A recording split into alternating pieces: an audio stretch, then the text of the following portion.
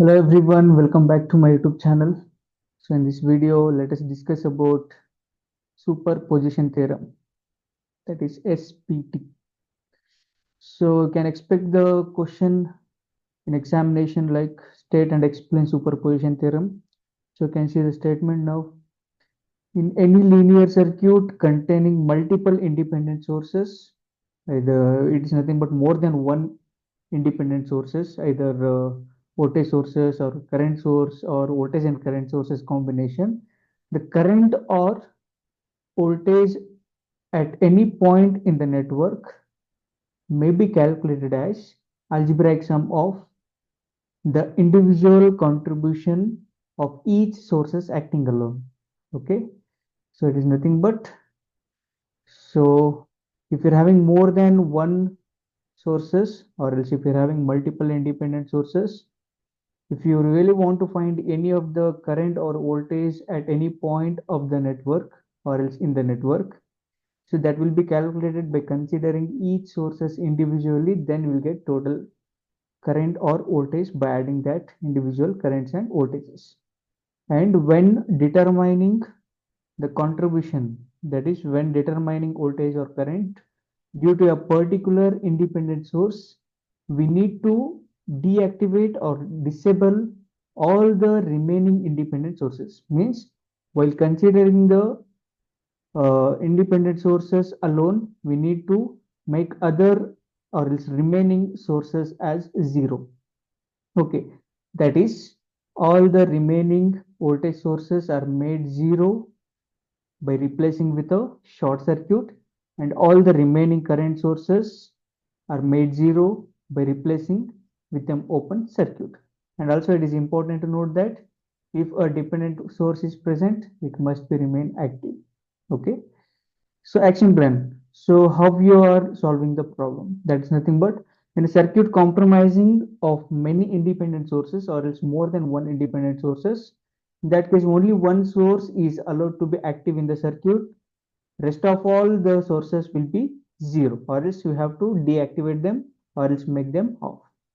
To deactivate voltage source, we need to short circuit. To deactivate current source, we need to do open circuit. And the response obtained by applying each source at one at a time, then add algebraic to obtain solution. Means whenever considering the sources individually, you are finding either current or voltage across any of the resistors individually, and to get the total voltage or total current, you are adding all the individual currents. That's nothing but algebraically we need to add all the currents or voltages, required current and voltages. Okay, so explanation means, for example, you can take one circuit which is having more than one sources. I am considering the circuit which consists of more than one voltage source, say it as a v1. This is a example circuit I'm considering. It is having some three resistors, R1, R2, R3, along with one more voltage source. See now this is having more than one voltage source, that is V1 and V2.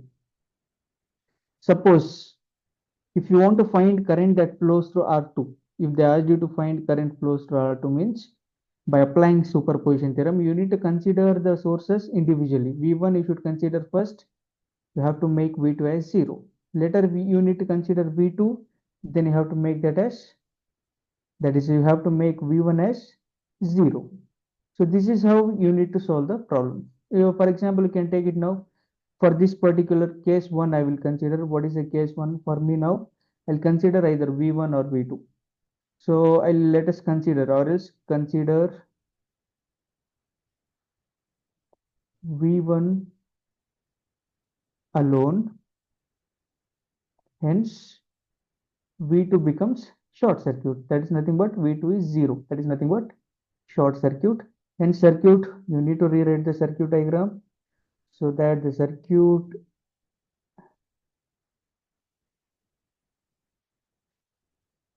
can rewrite the circuit diagram now. Wait a second.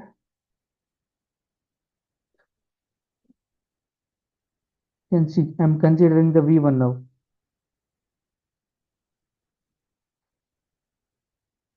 plus minus V1 I'm considering. Rest of all same, but V2 is 0. R1, you can see this is your R2 and this is your R3 and V2 is 0, that is short circuit. Here V2 is short circuit, that is equals to 0. Now I'm finding current flows to R2 individually by considering this as I dash. You can use any source reduction technique for that, or else to find the value of I dash.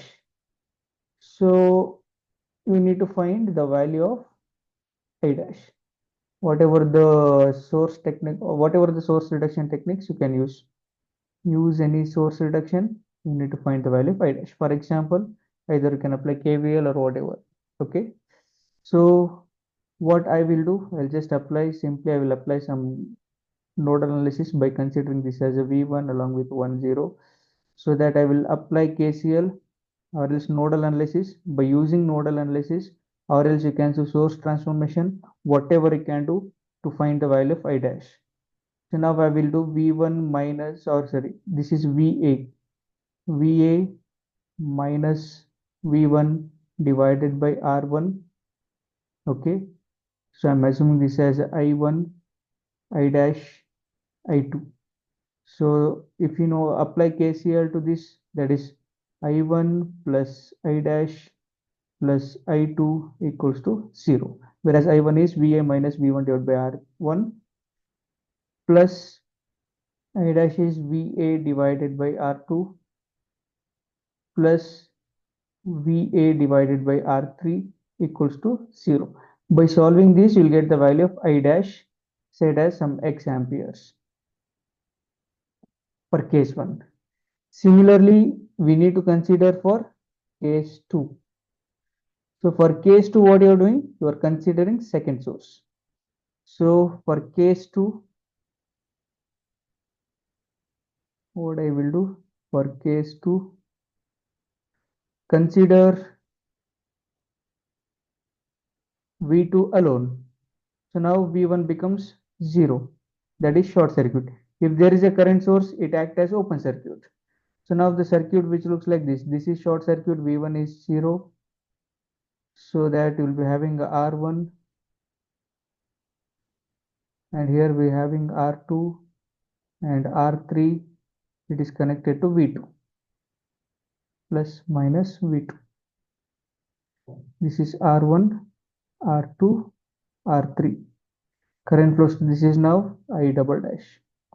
So now we need to find the value of I double dash. Either you apply KVL, KCL, whatever you want to can apply. You can find the value of current flows to R2.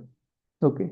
So for example, I double dash or else find I double dash using any source reduction technique. Source reduction technique.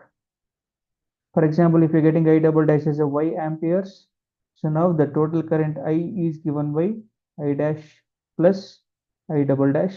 This is your current. That is total current that flows to R2. And this is the explanation of superposition theorem. So if you're having any doubts regarding this, feel free to write in the comment box. So very easy and very important. They asked many times in the examination, so that practice well the statements and the example and the steps. That is nothing but action plans. Okay. So if you're having any doubts regarding this, feel free to write in the comment box. Thank you so much for watching this video. Kindly do subscribe and share maximum. Thank you.